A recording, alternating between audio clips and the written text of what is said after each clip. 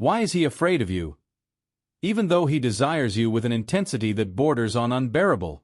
What is it about your silent presence that makes him retreat when everything in him screams for advancement? What if the fear he feels isn't about you, but about what you trigger in him? Perhaps the real question isn't why he's afraid, but what it reveals. There are forces within us that prefer the comfort of shadows to the light that reveals. And there are women whose light doesn't ask permission to shine. Since childhood, we've been taught that love happens when two halves meet. A convenient lie. What he fears in you isn't absence, but completeness. He senses, even if unconsciously, that you don't need him to become whole. And this unsettles him. He desires you as if before something sacred and dangerous at the same time. A woman who doesn't bow, who doesn't beg, who doesn't accept less than the truth. It is in this psychic realm, where desire meets the threat of transformation, that fear is born. Have you noticed how he wavers? He approaches, watches you with hungry eyes, but then pulls away, as if something inside him screams, "It's too much." What's too much? Your freedom? Your lucidity? Or is it the mirror you represent? Because there's something in you that forces him to confront the parts of himself that still lie dormant. And waking up is no easy act. It's rupture. It's pain. It's rebirth. That's why he hesitates. Because deep down he knows, by surrendering to you, he would cease to be who he was, and not everyone is ready for that journey. Perhaps, until now, you've thought it was rejection. But what if it's protection? Not his protection of you, but his protection of himself? Protecting himself from the truth your presence brings. Protecting himself from the depth you demand. Protecting himself from the woman who cannot be controlled, interpreted, or replaced. And that woman is you. A presence that carries centuries of repressed wisdom, denied instincts, and silenced intuitions. He desires you, but not with the lightness of a whim, with the urgency of destiny. And that, for many men, is unbearable. Therefore, if you seek to understand the hidden codes behind his reaction, you need to go all the way. Because what's at stake isn't just desire, it's the chasm between wanting and enduring. And in that chasm lies the truth. Subscribe to the channel now if you've ever felt like your strength pushed away the very person who claimed to love you. Not because you were too much, but because he was too little for everything you were ready to be. This video isn't entertainment. It's a mirror. And mirrors, when held before the soul, are unforgiving. There's something deeply unsettling when a woman chooses to remain whole before a man. Not whole in the physical sense, but symbolic. When she doesn't dissolve into his expectations, when she doesn't adopt masks to please or strategies to fit into a space that no longer contains her essence. It's in that moment, almost imperceptibly, that something in her breaks. Because he expected a dance of seduction, not a mirror. He wanted control, not confrontation. And when he realizes you won't sacrifice yourself to deserve him, he comes to grips with a truth he'd rather ignore. That a woman who stands firm requires a man who's already died to his own games. And he doesn't know what to do with it. Because until now, love was a place of comfort, validation, and prominence. But with you, something changes. Your presence demands more than promises and words. It demands emotional maturity, clarity, presence. He feels that if he enters your world, he can't bring the artifices that have always worked with others. You're not the echo of his desires. You're the presence that reveals how divided he still is. And the fear arises not from your strength, but from the knowledge that, by your side, he'll need to become whole too. And that hurts, because growing up is always hard. How many times have you felt like your authenticity was too much? That your independence, your clarity, and even your silence caused a discomfort that felt unfair? How many times has your depth been misinterpreted as coldness? What you may not have realized yet is that by not molding yourself to fit into small spaces, you reveal how many men are still unready for the real. And the real isn't romantic. It's raw, it's sacred, it's frightening. It's the territory where disguises die and true love begins. And this love doesn't sustain those who still live on the surface. He wanted to be needed, but he doesn't know what to do when he realizes you don't. You just choose. And this choice exposes him. Because it shows that you're not dependent on neediness, not driven by fear of loneliness, and not for sale for crumbs of affection. You're the opposite of everything the world taught him was safe. And when a woman breaks the logic of love based on dependence, she becomes an enigma. He desires her, yes. But he doesn't understand how a woman can desire without begging, love without losing herself, remain without clinging. And what is not understood is feared. That's why he backs away. Not because you push him away, but because he's frightened by what your presence forces him to reconsider. He feels, even if he can't verbalize it, that love with you won't be a shelter where he can sleep in peace. It will be a journey. And not every man is ready to make that journey. There's a part of him that still tries to decipher you using the old codes, the old tricks, the old escapes. But with you, none of that works. Because you're not a woman who reacts. You're a woman who reveals. And those who reveal inevitably transform. And those who transform inevitably frighten. If at any point in your life you've ever felt like you needed to diminish yourself to be accepted, then this video speaks directly to your most silent memory. Not to teach you how to change, but to remind you of what you should never have forgotten. Leave in the comments what you've had to hide, keep quiet, or shrink to avoid scaring someone. Your story could be the mirror another woman needs today to recognize herself. And if something inside you vibrated during this dive, subscribe to the channel. Not out of obligation, but because here, your wholeness isn't too much. She is the beginning of everything. There's a type of woman who doesn't need to say anything to expose everything. The way she observes, the way she remains silent, the way she listens to what's unsaid, triggers in certain men a fear bordering on panic. Because she doesn't react, she perceives. And this perception penetrates like a lightning bolt to what he hides most. His wounds. Emotional wounds barely healed. Pieces of childhood he's pushed into the unconscious. Insecurities carefully masked by postures of self-confidence. But there, before her gaze, all of this begins to crack. And what cracks escapes. And what escapes reveals what he himself has been avoiding seeing. The problem is that most men have learned to love within a protective bubble. Shallow relationships, conditional affections, controllable encounters. Not with you. With you, he feels exposed. And not by anything you do, but by what you awaken. It's as if your emotional field creates an invisible frequency that forces his unconscious to move.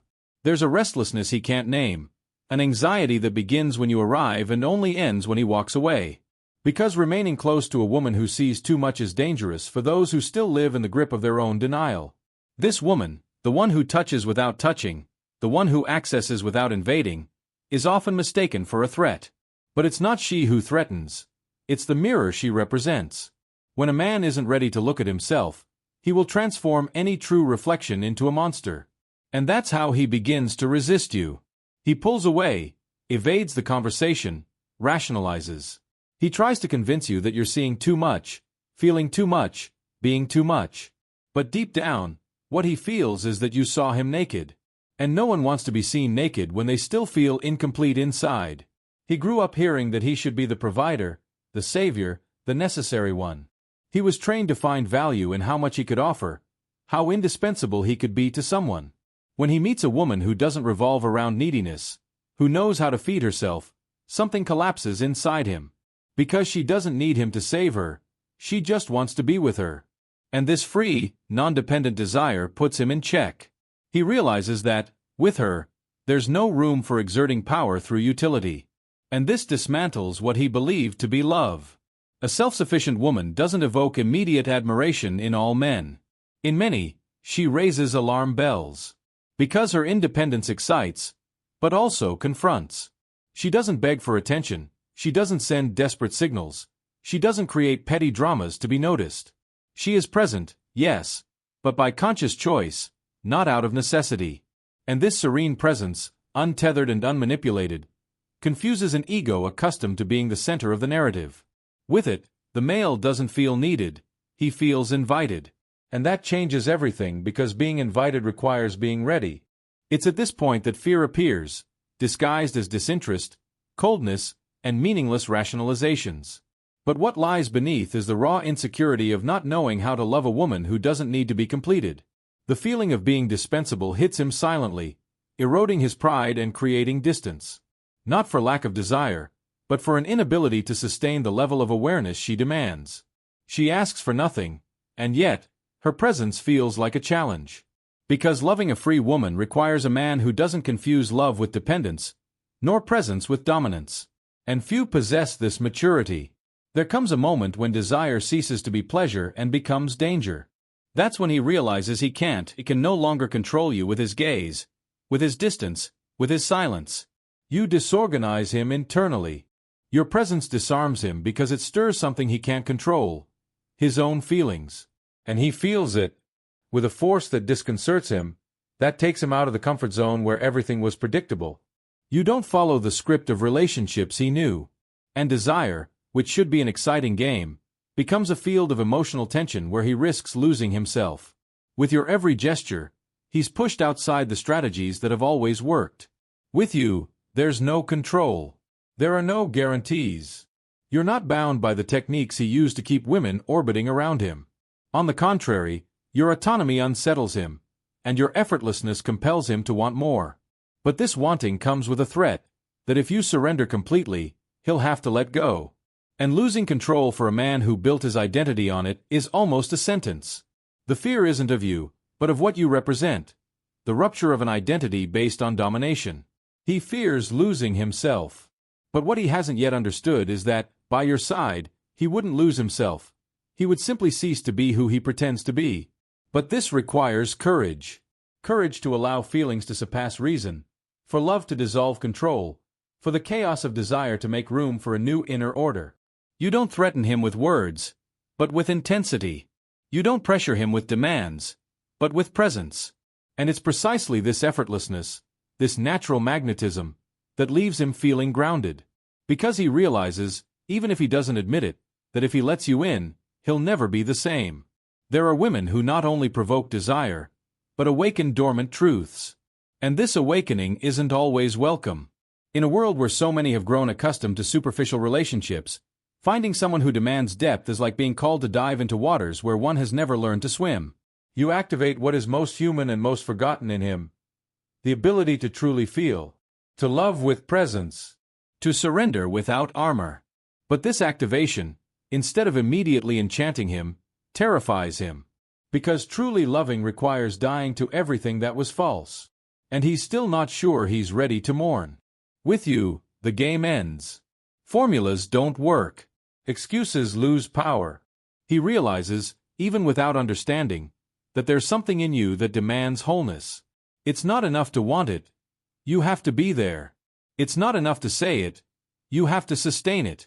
And this confronts him with a silent choice. Mature or run away. The problem is that growing up hurts. And no one wants to feel pain when they've spent their life numb. You are the call. And he feels it. But the call frightens him because it demands transformation. And the transformation you represent is not light, not gradual, not negotiable. It's the death of an old man for the birth of something new. Something he doesn't yet know he can be. You don't make promises. You don't paint imaginary futures. You are real. And for that very reason, dangerous. Because reality doesn't allow for illusions. He desires you with a hunger that constrains him, but he fears what he'll have to give up to deserve you. It's not other women that distract him. It's the fear of crossing that bridge without knowing what he'll find on the other side. Because you don't offer security, you offer truth. And truth, however beautiful, demands surrender. A surrender he's never had to make with anyone before. And that's where the conflict arises. Because even though he desires you intensely, he fears the version of himself that will only emerge if he lets you in.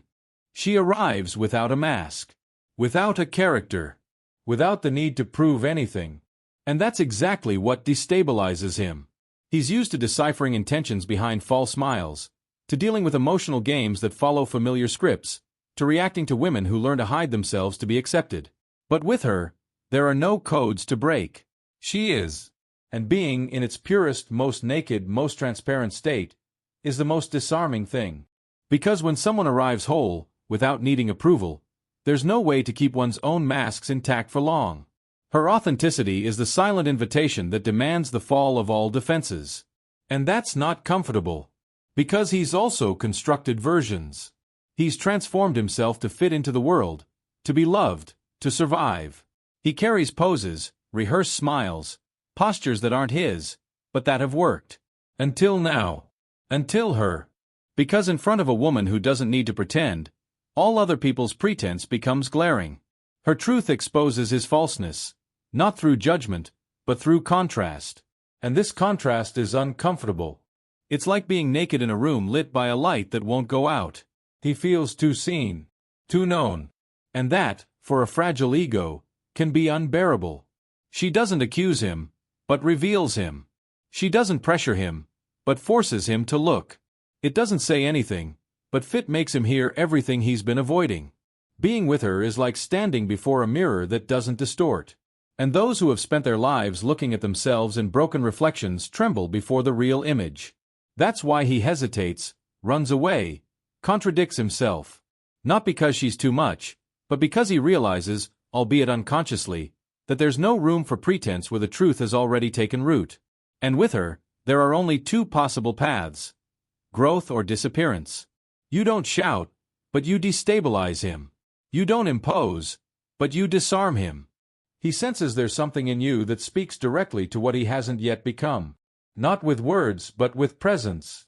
Your emotional maturity, your clarity, your way of existing without needing to prove anything, confronts him with a version of himself he hasn't yet reached. And this generates conflict. Because, by your side, he can't hide behind the same arguments, nor use the same disguises. You're not impressed by empty achievements, nor do you surrender to superficialities. Its depth demands maturity, and maturity isn't faked, it's lived. Being with you means being constantly reminded that there's something to be built within him. A self that's still a work in progress, unfinished, fragmented. He senses this in the silences you sustain, in the way you face what many avoid, in the way your essence doesn't bend. But instead of immediately inspiring him, it frightens him. Because growing up means abandoning emotional crutches, breaking with affective addictions, and facing the mirror without filters. And you are the mirror. A clear, serene, and inevitable reflection of what he can be, but isn't yet. And not everyone is ready for this clarity. He desires you with the intensity of someone who recognizes what is true. But he fears just as strongly what he will have to leave behind to reach you. You don't just represent a woman. You represent a portal. A passage between the old and the new, between boy and man. And crossing this portal requires courage, presence, and renunciation. And if he still resists, it's not because you were wrong. It's because you were right too much. You saw him, you called him, you provoked him. And now he must decide. Continue avoiding what needs to be faced or allow himself to be transformed by the woman who, without demanding anything, reveals everything. He senses that you are too real for the games many tend to accept as love.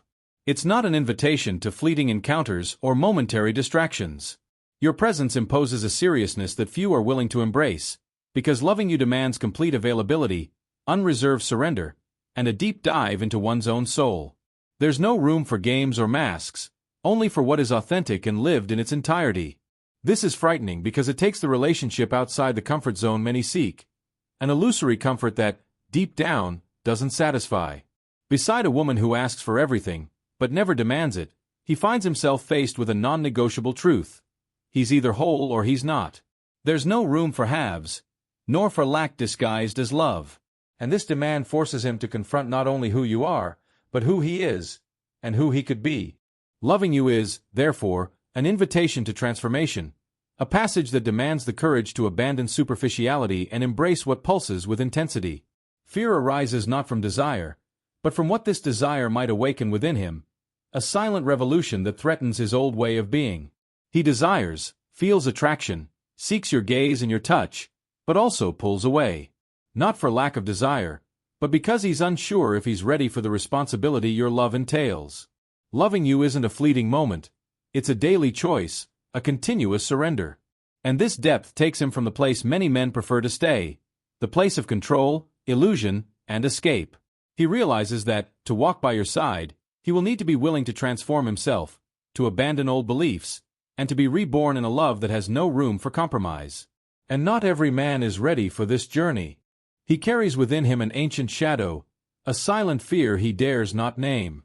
You, with all your light, illuminate this shadow, revealing what has been carefully hidden beneath layers of silence and escape.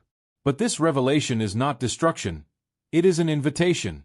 An invitation for him to find himself in the abyss he so fears, to realize that fear was never within you, but rather in the possibility of losing himself and, finally, finding himself again. And it is in this reunion that the mystery lies. The woman who frightens is the same woman who liberates, and the desire that paralyzes is what drives true transformation. The encounter between two worlds is never an endpoint, but a circle that spins, pulsates, and expands. You are the door that opens onto a territory where the soul is laid bare and love is not content with crumbs. His fear, as real as your desire, is the dance between the old and the new, between the man who was and the man who is. What could be? And while he hesitates on the edge of this precipice, you remain steadfast, the guardian of a truth that does not bend. Loving fully is, above all, an act of courage for both of you. This courage echoes silently, inviting the onlooker to recognize that the greatest journey is always inward. Imagine this truth now not as a conclusion, but as a lit spark that never goes out. That point that remains vibrating within your chest, even when silence reigns again. Fear and desire are not enemies, but two sides of the same coin that defines the boundary between the known and the unknown. And you, recognizing yourself on this journey, are ready to cross the bridge where everything that seemed lost becomes possibility. Because the love that frightens is the love that awakens. An awakening is never a linear path, but a spiral where each turn is deeper and more intense than the last. If something within you was awakened by hearing these words, don't let that flame be extinguished in the rush of everyday life. Like to strengthen this connection? Share so other souls can find their own mirror. Comment to reveal what still pulses silently within you. Subscribe to the channel not as an automatic act, but as a commitment to yourself to never again accept less than your wholeness deserves. Because here, we don't just seek answers. We seek the courage to live the truth that scares us, that calls us, and that, deep down, saves us.